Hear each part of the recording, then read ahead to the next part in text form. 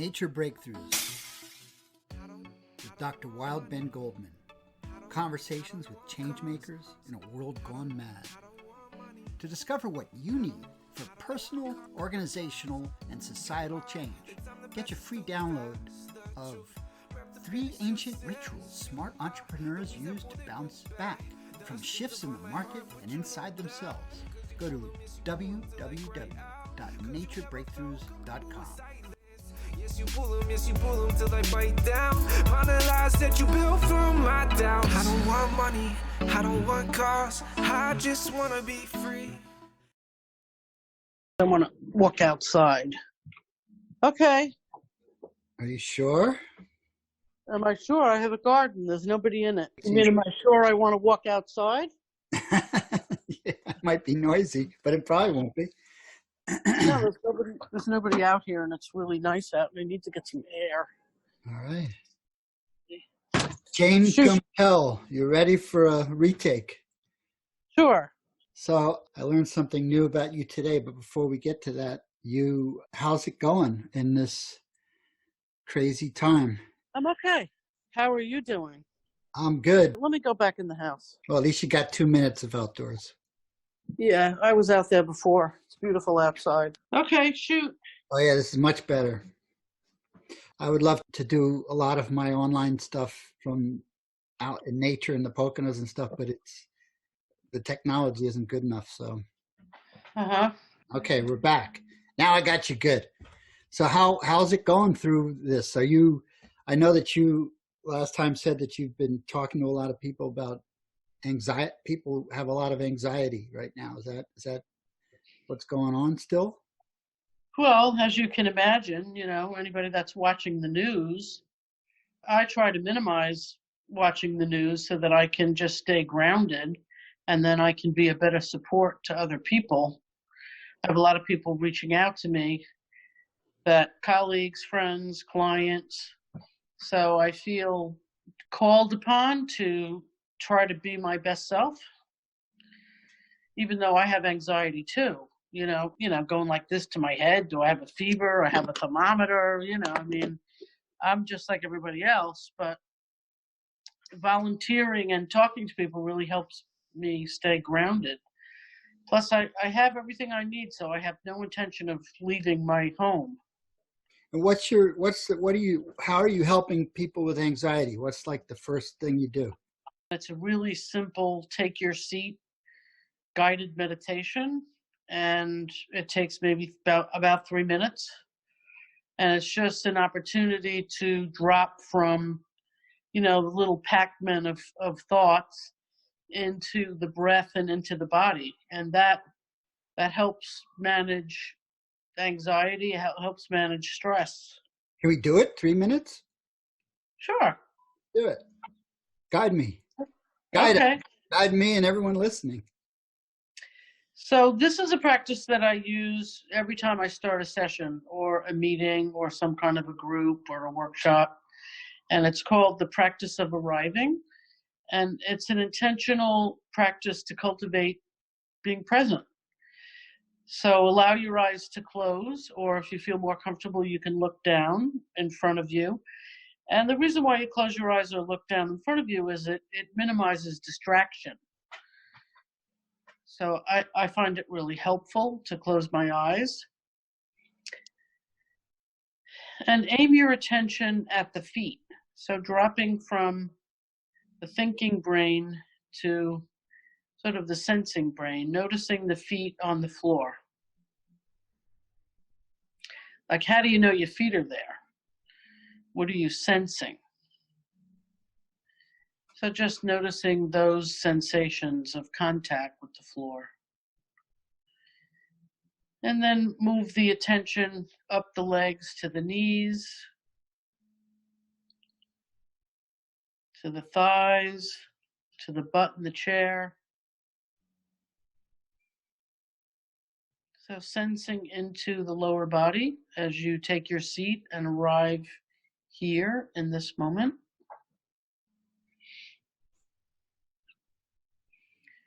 And then sensing into the whole sitting posture from the feet all the way up the body up the torso, up into the shoulders, arms, hands, fingers. Lots of sensations to notice in our hands and fingers.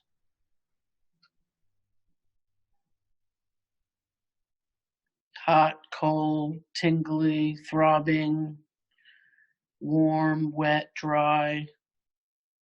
Those are some examples of sensations.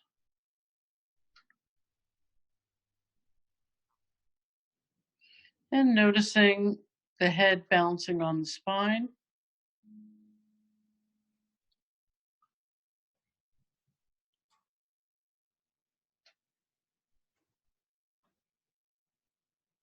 So sensing the whole body posture.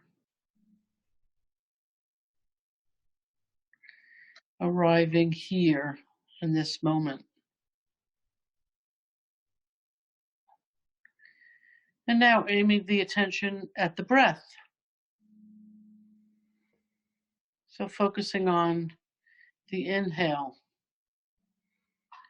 and the exhale.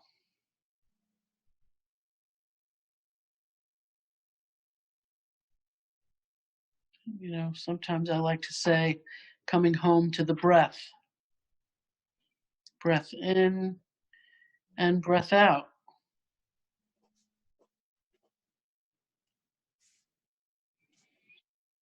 So in this practice of arriving, we're paying attention on purpose in a particular way in the present moment, without judgment.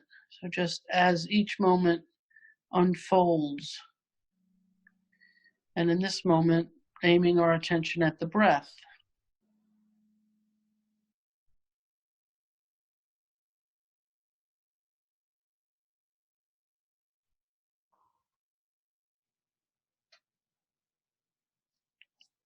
And aiming the attention at sound.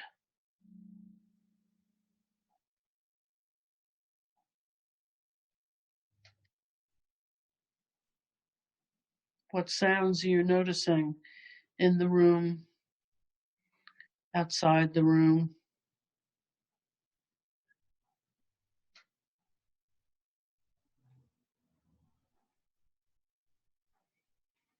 And aiming the attention at the temperature and texture of the air around the body.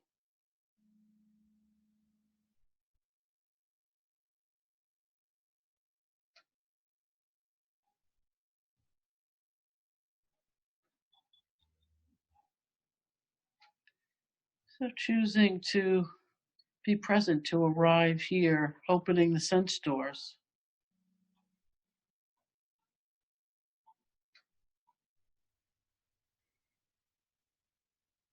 And we'll close the practice with 3 deep intentional breaths, in through the nose and out through the mouth.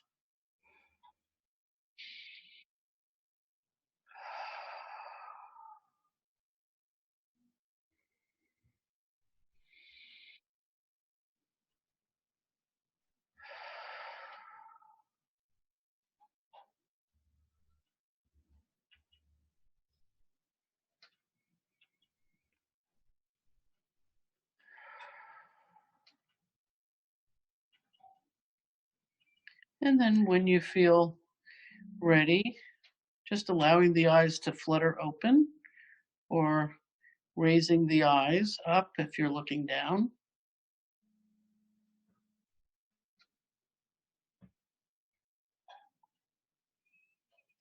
And can you tell me what you experience? Well,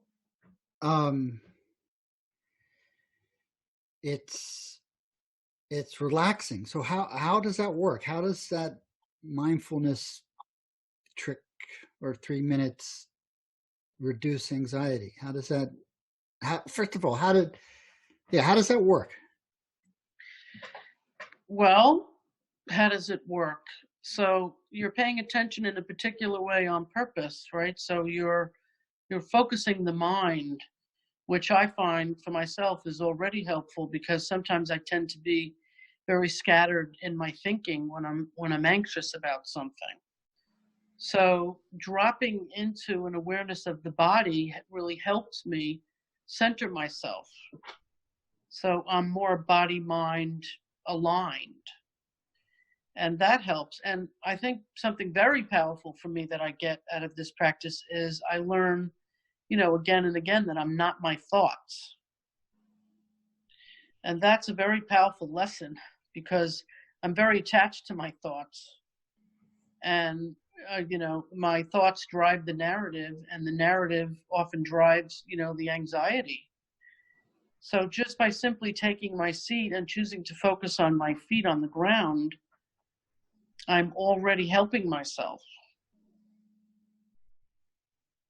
And is it just temporary, or, when we talk, mindfulness is kind of is a form of, let's say, meditation, or the other way around, maybe, but you don't have to do it. Do you have to do it as a regular practice, like every day, or a certain amount of hours per week for it to work? Is there a way in which doing this affects like one's entire day? So the evidence is there, the research is there that if you put, 8 to 10 minutes a day over the course of, maybe 8 or 10 weeks, that there's going to be change is going to occur. So it doesn't take a lot. Of course, if you sit for a half hour or for 45 minutes every day, you really are stretching that muscle a lot more, that muscle, that cultivating that capacity to be present, to focus in a particular way on purpose, right? So you're cultivating your capacity to be focused if you sit longer. But if you practice, for example, the stop practice, stop, take a breath, observe, proceed, STOP, when something stimulating comes into your fields of awareness that feels a little uncomfortable or reactive, if you apply the medicine of mindfulness, the stop practice, it can mitigate a lot of the anxiety right then and there, and mitigate, a lot of the cortisol or the adrenaline. Pause so that any reactivity that might have spontaneously followed the stimulus is mitigated by the stop practice. And so then you have a choice about how you want to respond. And when you have a choice, the odds are pretty good that you're going to make a better choice, right? And not just operate on your default mode or fight flight.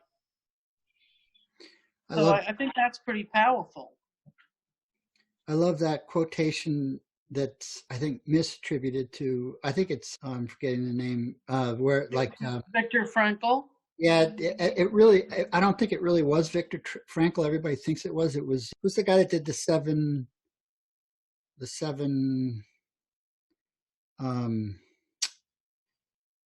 I forget, Stephen Covey. I think it was actually Stephen Covey who said it, but it's the, between stimulus and response, there is a space. And right, and that space is your choice, and your choice is your freedom. Right. It's a great thing. How you studied with Jon Kabat-Zinn, right, to learn mindfulness-based stress reduction. When did you start mindfulness work? Like way before it became like a popular in the popular consciousness, right?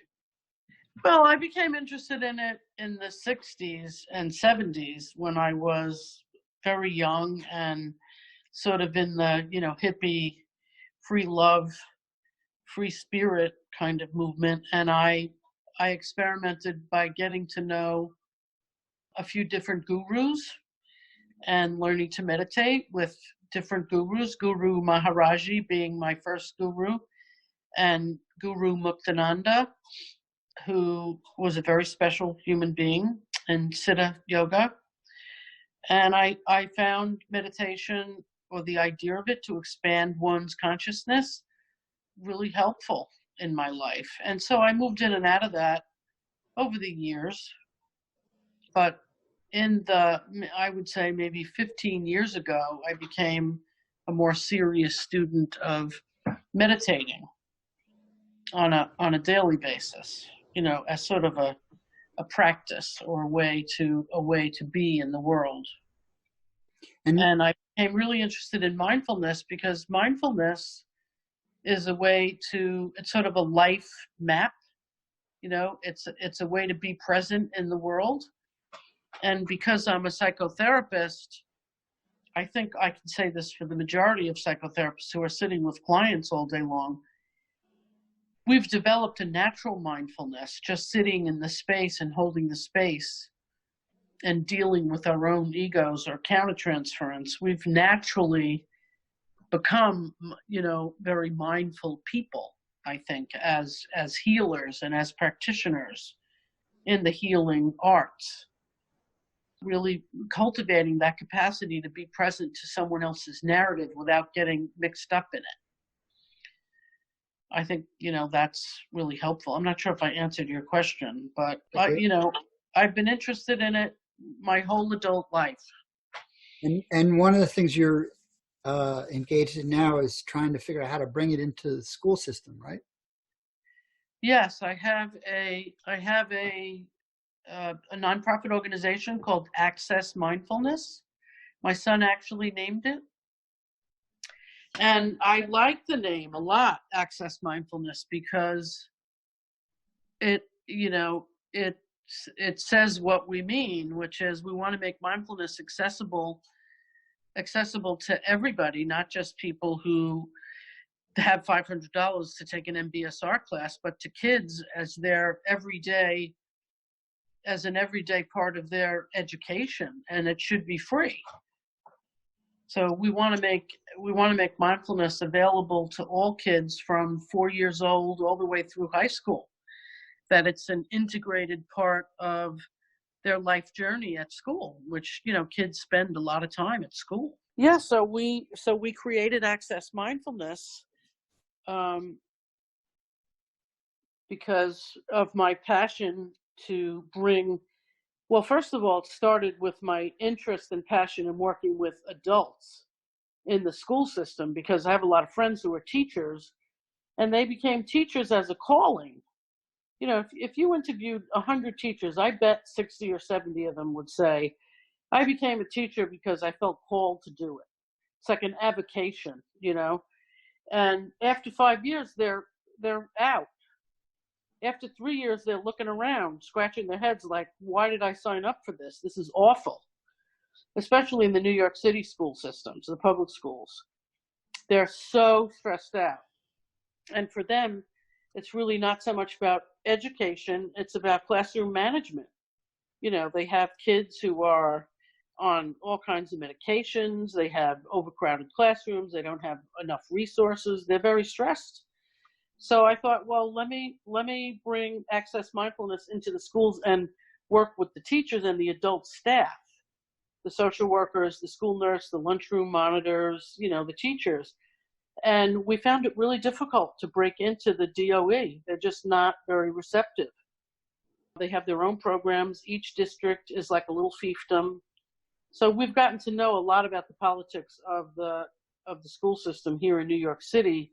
And we give our services away for free. So you would think they would want us, but it's been hard. And when we do get into a school, which we've probably been in about 50 schools, all the teachers end up saying, okay, well, this is great, but how do I manage my classroom when my student spits in my face?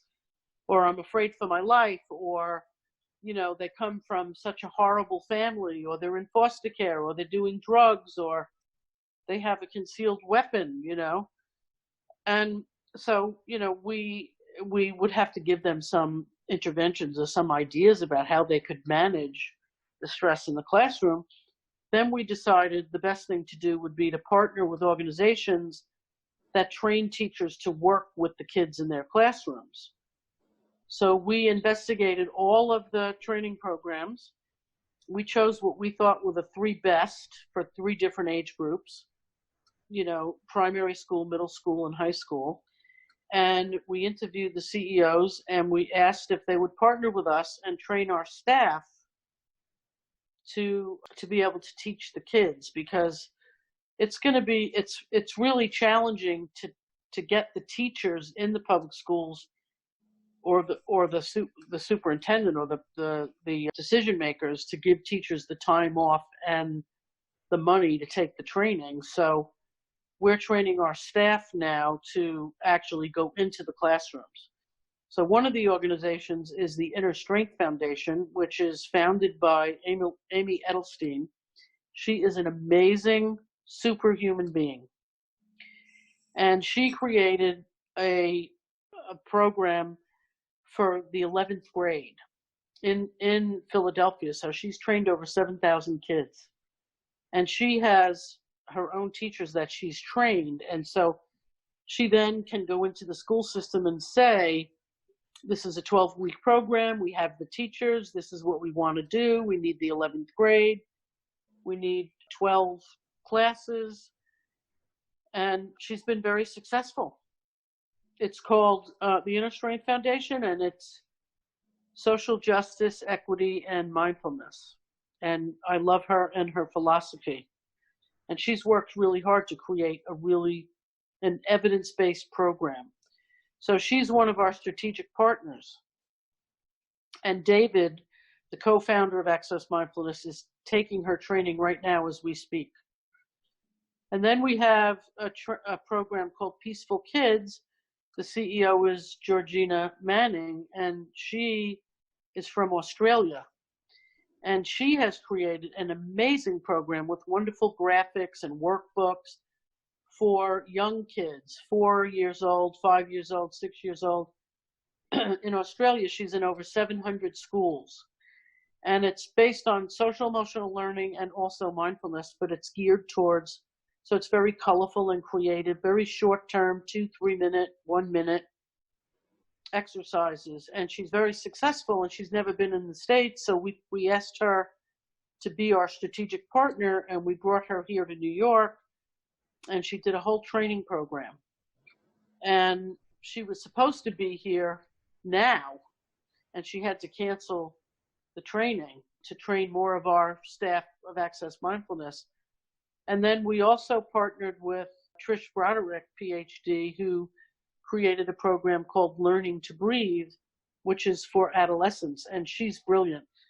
She's with UPenn, and she wrote this curriculum 25 years ago. She was a colleague of John Kabat-Zinn's. So we've taken her training. We've assisted her. She's a really good teacher, very knowledgeable. And so she's for that middle population. So we got our bases covered. And so in growing Access Mindfulness as a 501c3, this became our strategy. And we're sort of, we're stalled at the moment for obvious reasons, but we're sort of in the middle of that. Cool. So you have big plans for that. It sounds like how many people do you have working with you in New York City? Well, so when I first started the organization, I was looking for one person to help me, and I put an ad out on Indeed and Idealist, and I got 250 resumes in 3 days.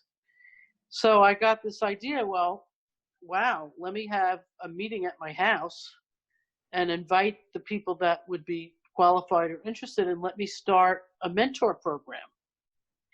So I got back to all those 250 people. I interviewed maybe, 30 or 40. I had a meeting in my office in the conference room.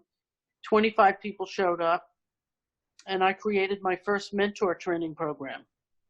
It sort of just evolved, right? It unfolded out of what happened, right? And I loved it. It was fantastic. And so I created a 90-minute orientation called What is Mindfulness and Why is it Important in Schools? And it's a PowerPoint that's experiential and didactic. And I trained 25 people how to deliver the PowerPoint with poise and intelligence, and how to connect to a group. So we did a lot of group, skills training. And we bonded as a community. It was a very powerful experience. And then I did another one after that because the group that I trained the first time, they were great. They were very dedicated, but most of them could not give up time during the day to actually go into the schools and run the orientations because most of them had jobs. So that was a kind of a faux pas. So the next go around, we made the training during the day so that we recruited people who would be available at 2:30 in the afternoon or 8:30 in the morning or, for a development day. And so we had more success then with our field placement experience, getting these people in front of teachers. So we have about, right now, I would say that we can really count on maybe 7 or 8 people. Awesome. That we could call upon to go into any school in the city, the Bronx, Brooklyn, Manhattan, Queens, who are capable of and now skilled at talking to anywhere from 25 teachers to 150 teachers. And so that's the next phase will be once the quarantine is over to you need to negotiate with each superintendent, or is that? Yeah, it's very daunting. The recruitment process is very frustrating. Yes, we have to negotiate with the principal or the assistant principal, or we've had a lot of luck with the licensed mental health professionals that are part of a cohort partnered with the Department of Mental Health and Hygiene and the DOE. So we've had some luck with those folks. And so they introduce us to the principal.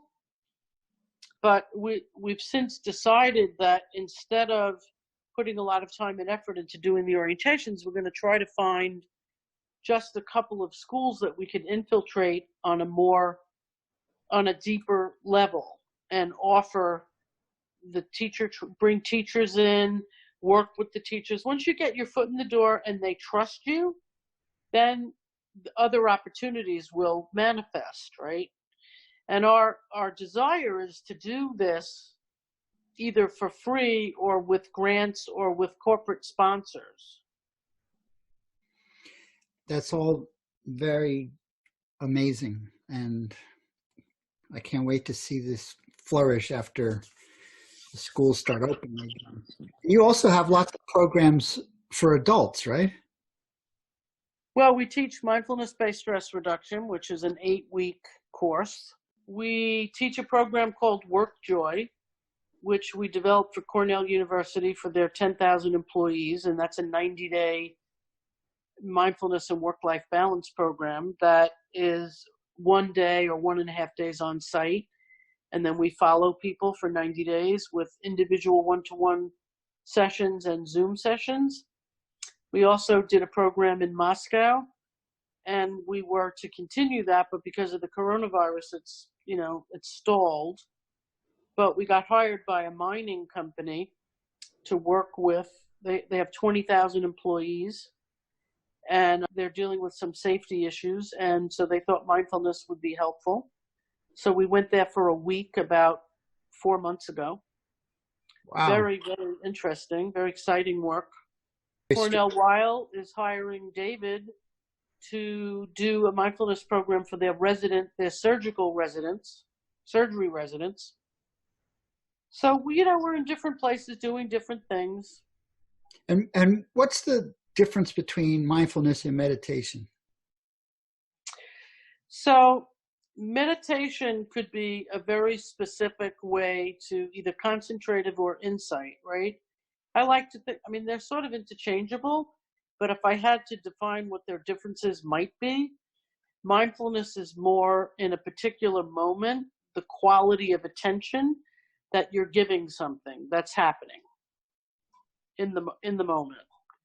Meditation is a more intentional, perhaps more formal practice to either walk or sit or lie down and practice for a sustained amount of time.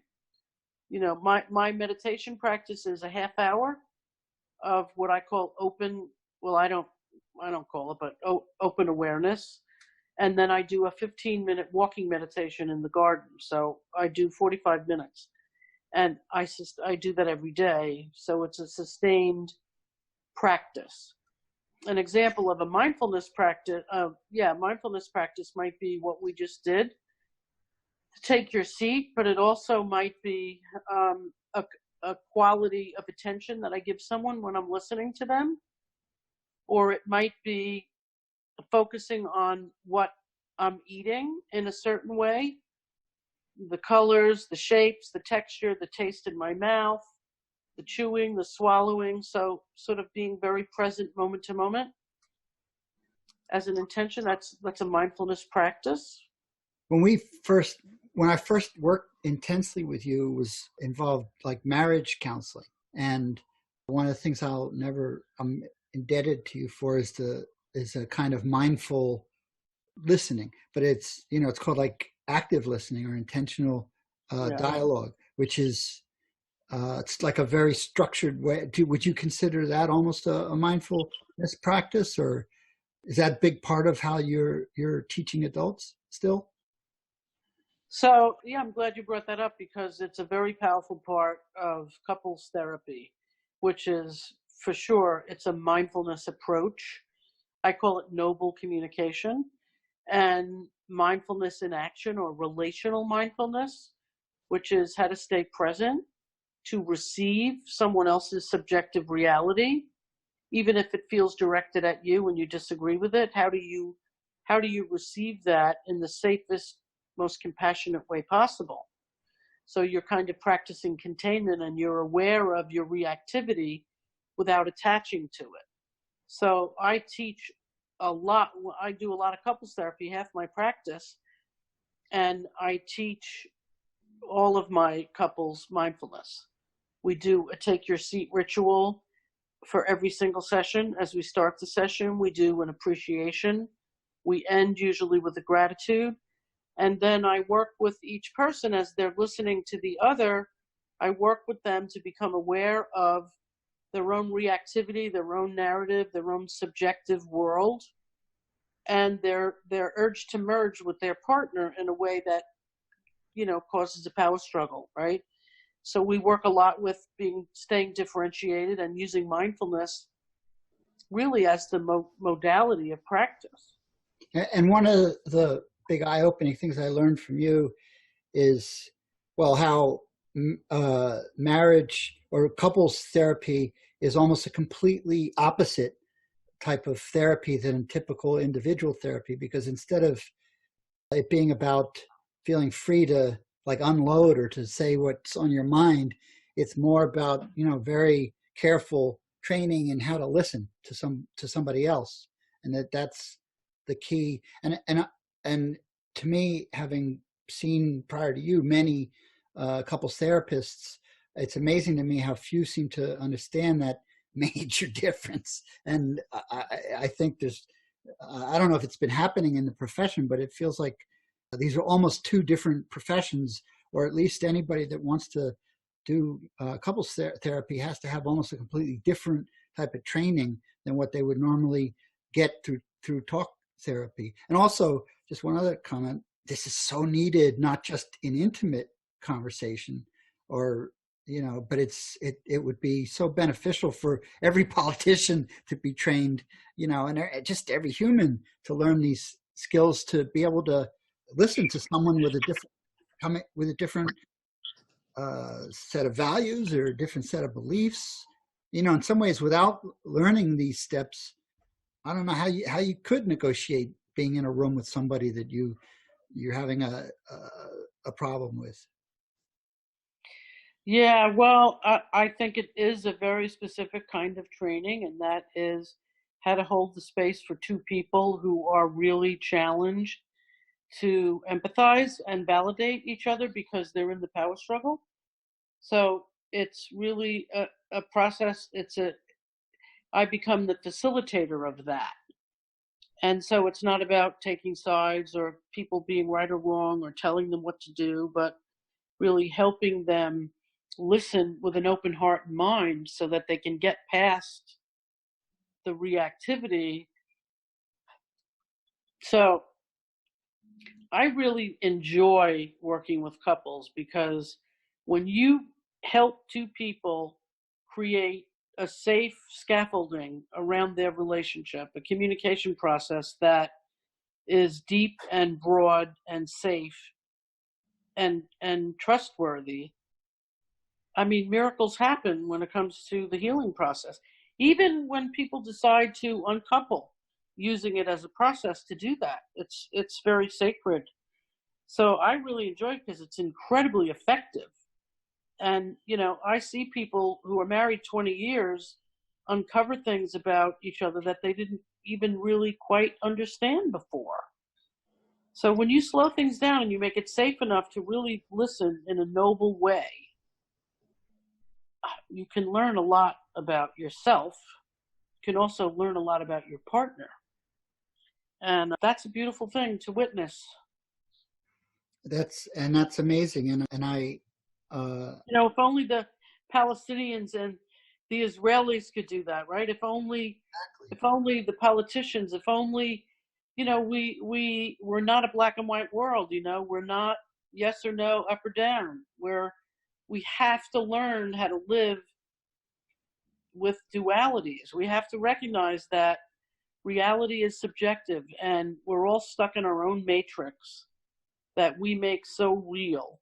And it's just subjective reality, And I think this whole coronavirus experience is going to bring us to our knees when it comes to really understanding that as human beings, we really do have to listen to each other. We have to help each other. We have to come together as a global community. And so I find noble communication, that's the foundation for healing the planet.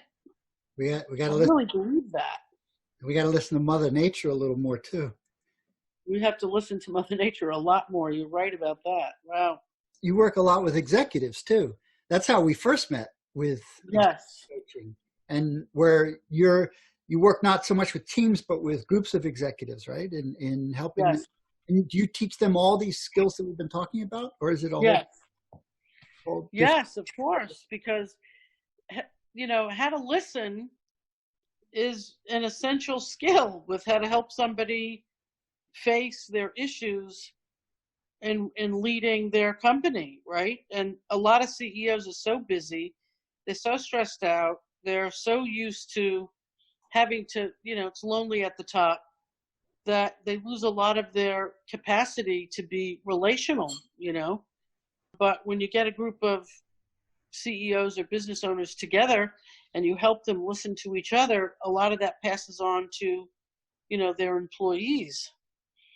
And, one of the important things that I teach leaders is, how to ask a good question. So a good question is not, have you considered firing your assistant? That's not really a question. But if you're really interested in listening, it really changes the way that you ask about things also. And being a CEO is such a intense relational position, where you're dealing with the board, you're dealing with you're the person that is responsible for the employees, for the board, for the customers, it's so easy in that position to feel the stress and to tune out a lot of that relational stuff so that you can meet your bottom line and keep the production going and keeping payrolls and all those kinds of things. And it's almost like an impossible thing, and it's so easy to let go of the relational nature because oftentimes those relationships are super stressful. Yeah. Or one might think, who has time for that, Yeah. And the latest thing I've learned from you today that you sent is that you are also you sent me a link to Fluence 8. What is that with psychedelics?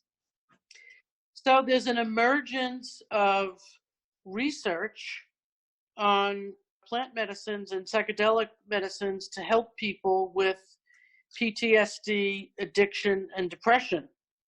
That would be MDMA, which the street name is ecstasy, psilocybin, which is a mushroom, and ketamine. Ketamine is right now in clinics and available to, the general population. Psilocybin and MDMA are not yet. They're in clinical trials. What's ketamine from? Ketamine it's a dissociative, it's an anesthesia. From a certain plant? No. It's a chemical. Oh, I see. But it's a psychedelic. Yes, it's considered a psychedelic medicine. But it's a synthetic. Yes. Okay. So it's a synthetic like LSD. Well, it's not like LSD, but yes, it's synthetic. But not or No, ayahuasca is a plant medicine, and it's actually two plants. It's the root of one plant and the leaves of another. And psilocybin is a mushroom. And but you're not working with you're not working with ayahuasca as well as. No, I'm not working with any of them. I do psychedelic assisted psychotherapy. So people who are interested they're going to go off and do a trip. If they want to come into my office and talk about their intention. So if they want to do some integration work, I can make myself available for that. I don't prescribe. People do not do it in my office. I don't send them to the underground, but I do walk them through a very thoughtful conversation that includes resources so they understand their expectations, their mindset, the setting that they're considering. And then after they do their experience, if they want to come into my office and talk about it, then we do the integration work again after their experience. Did it meet your expectations? What was it like? Help. What did you learn? And that's a really wonderful thing to avail to help people, to create a space like that to help people integrate their psychedelic experience. And how did that start with you? How did you start working on that with that? Well, when I was a hippie doing LSD and eating mushrooms out of cow plops in the Andes but in 1972. But have you integrated that in your profession for all these years, or is this a new trend that you're responding to? Well, there are people from time to time who've come into my office over the years who've done LSD or psilocybin, but I would say it's the last 5 years that it's becoming much more highly regarded as a healing science, right? As plant medicines, as an opportunity for spiritual awakening, for spiritual healing, for healing post-traumatic stress disorder, like the young men and women who've had multiple deployments. They suffer from severe PTSD. And MDMA seems to really help them much, much better than any other approach. So, and we're talking about serious research here. We're talking about Johns Hopkins, Columbia, NYU. We're talking, the top leading scientists in the world who are really paying attention to this and partnering with the FDA to do qualified trials. And a lot of these are in, third trials. And I think psilocybin will probably be much more available to the general public within a year. Well, my understanding from reading Michael Pollan and others is that the experimentation on this stuff, which started in the 60s at Harvard and stuff, got quashed by the federal government. Right. That's right. And in the last... Well, and also, there's a lot of shenanigans that went on, and they didn't protect the integrity of the research, and so it got shut down in its prime and became illegal. Well, and it was being used for very nefarious things by the federal government, and Right, that's right. And it's not true. It doesn't cause chromosomal damage. It's not addictive. Reefer madness. But you got to pay attention to the set and setting. You got to know what you're doing. You have to have guidance. There's a lot to be said about doing it if you want to learn. If you're interested in journeying into a non-ordinary state of consciousness, it's not the kind of thing you just pop in your mouth and go for a walk through the city. You know, Uh, I mean, and I suspect that the legalization of, I'm sure people do that. yeah, well, I would not. people do all kinds of things, but I'm sure with the, I mean, there's, as you say, recently there's been an explosion of Yeah. research, but not just research. There's been an explosion of experimentation, both Yes. both by individuals as well as in the academic community. Yeah. Um, Well, I think it's coming at a very opportune and important time for the planet. yeah. Thank you very much for talking. Sure. We that was a we covered all kinds of great stuff. So hopefully Yes, we now, did. now comes the magic button of of making sure this is recorded. Yes. Well, don't tell me if it's not. Okay. Be well. Bye. Take care of yourself. Bye. You too. Thank you. Okay. Bye, Ben. Bye.